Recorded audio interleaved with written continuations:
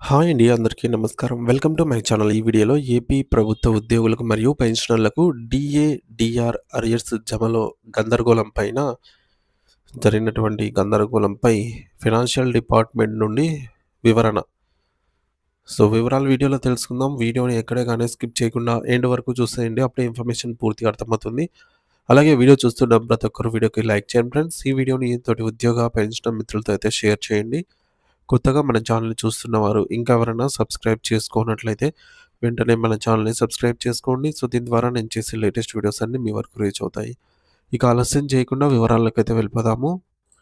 Friends, ఇక విషయానికొచ్చినట్లయితే ఆంధ్రప్రదేశ్ రాష్ట్ర ప్రభుత్వ ఉద్యోగులు, ఉపాధ్యాయులు మరియు విశ్రాంత ఉద్యోగులైన పెన్షనర్లకు సంబంధించినటువంటి డీఏ మరియు డీఆర్ బకాయిల చెల్లింపుల ప్రక్రియపై ప్రస్తుతం రాష్ట్ర వ్యాప్తంగా నెలకొన్నటువంటి సందిగ్ధతకు తెరదించే విధంగా కొన్ని కీలక పరిణామాలు చోటు చేసుకున్నాయి.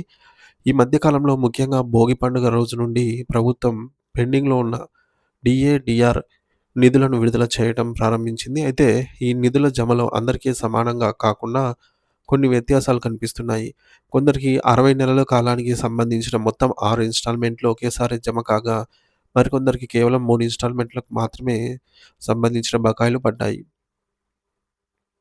ఇంకొంతమందికి ఒక్క రూపాయి కూడా ఇంతవరకు జమ కాలేదు. దీనివల్ల ఉద్యోగ వర్గాల్లో నెలకొన్నటువంటి ఆందోళనను గమనించినటువంటి పీడీఎఫ్ ఎమ్మెల్సీ గౌరవనీయులు శ్రీ గోపీమూర్తి గారు మరియు యూటీఎఫ్ రాష్ట్ర ప్రధాన కార్యదర్శి గారు కలిసి ఆర్థిక శాఖ డిప్యూటీ సెక్రటరీ అయినటువంటి గౌతమ్ గారిని నేరుగా కలిసి సమస్యలనైతే విన్నవించారు. ఈ విధంగా ఉద్యోగ పెన్షనర్లలో కొంతమందికి 3 విడతలు మాత్రమే జమయ్యాయి. కొంతమందికి మాత్రమే అన్ని విడతలు జమయ్యాయి. మరికొంతమందికి ఇంతవరకు ఒక్క రూపాయి కూడా పడలేదు. ఇది ఉద్యోగ పెన్షనర్లు మా దృష్టికి తీసుకొచ్చారు. దీనికి గల కారణం ఏమిటి అని ఫైనాన్షియల్ డిపార్ట్మెంట్ వారిని అడగగా ఈ సమావేశంలో చర్చకైతే వచ్చిందనమాట. సో, చర్చించి అతి ముఖ్యమైన అంశం ఏంటంటే, వారు ట్రెజరీ నుండి వివిధ కారణాల వల్ల రిటర్న్స్ అయిన బిల్లులను మళ్ళీ అప్‌లోడ్ చేయడం జరుగుతున్న జాప్యం వల్ల అనేది వారు చెప్పారనమాట.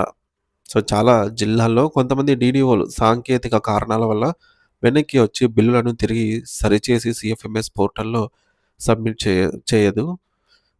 చేయలేదనమాట వారు. దీనివల్ల వేలాది మంది టీచర్లు మరియు ఉపాధ్యాయులకు రావాల్సిన అరియర్స్ నిలిచిపోయాయి. ఈ పరిస్థితిని అధికారులు గమనించి ఆగిపోయిన బిల్లులను తిరిగి సమర్పించడానికి డీడీఓలకు మరొక అవకాశాన్ని కల్పించాలని ఎమ్మెల్సీ గారు గట్టిగా కోరుతున్నారు.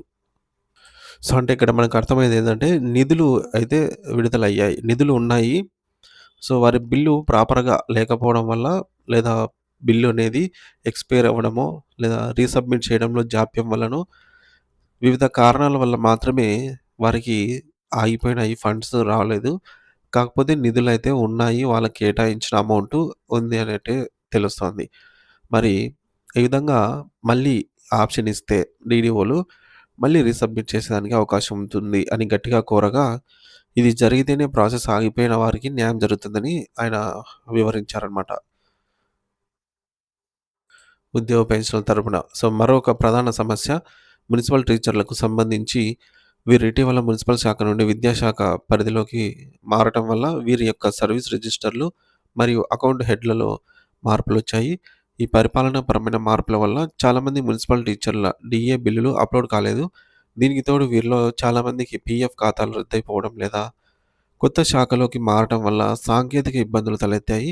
అటువంటి వారికి పీఎఫ్ ఖాతాలో కాకుండా నేరుగా నగదు రూపంలో వారి బ్యాంకు ఖాతాలకే బకాయిలను జమ చేయాల్సిన అవసరం ఉందని ఎమ్మెల్సీ గారు అధికారుల దృష్టికి తీసుకెళ్లారు. అదేవిధంగా ఎయిడెడ్ మరియు మోడల్ స్కూల్స్ టీచర్స్‌కు కూడా డీఏ బకాయిలు కూడా జమ కావటం లేదని ఆయన ప్రస్తావించారు.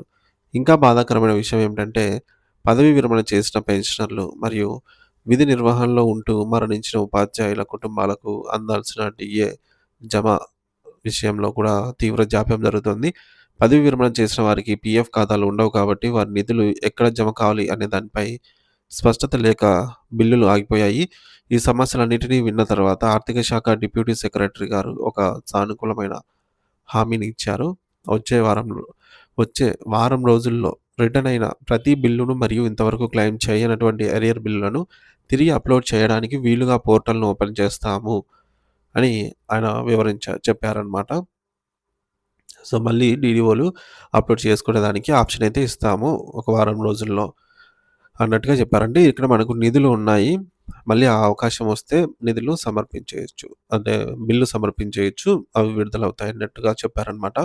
దీనికోసం ప్రత్యేకంగా ఒక సాఫ్ట్‌వేర్‌ను రూపొందిస్తున్నామని, ఇది ఎర్రర్స్ లేకుండా పనిచేస్తుందని ఆయన వివరించారు.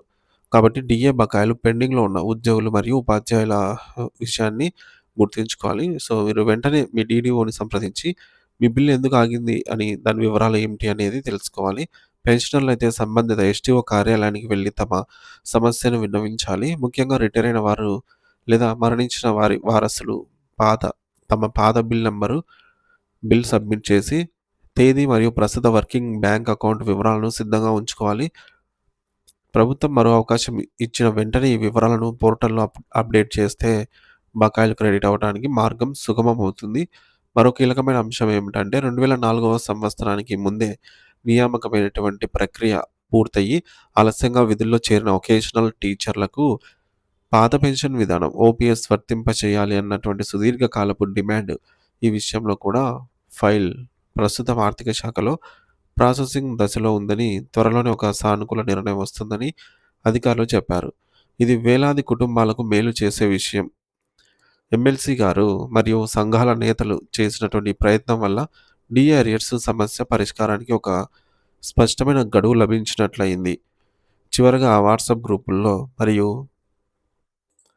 సోషల్ మీడియాలో వస్తున్న పుకార్లను నమ్మి ఎవరు ఆందోళన చెందవద్దు.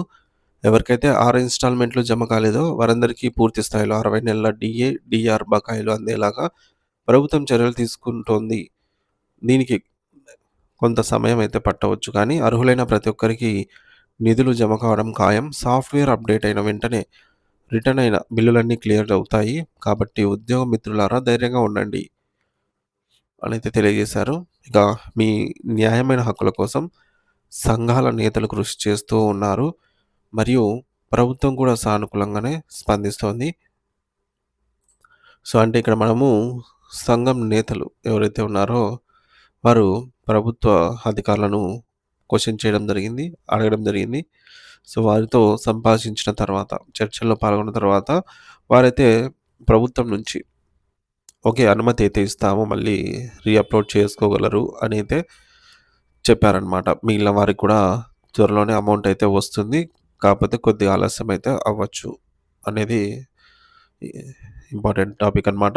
సానుకూలంగా స్పందిస్తుంది ప్రభుత్వం కూడా. త్వరలోనే మీ ఖాతాల్లో బకాయిల నగదనేది జమ అయ్యే అవకాశం ఉంది friends. Thank you for watching this video.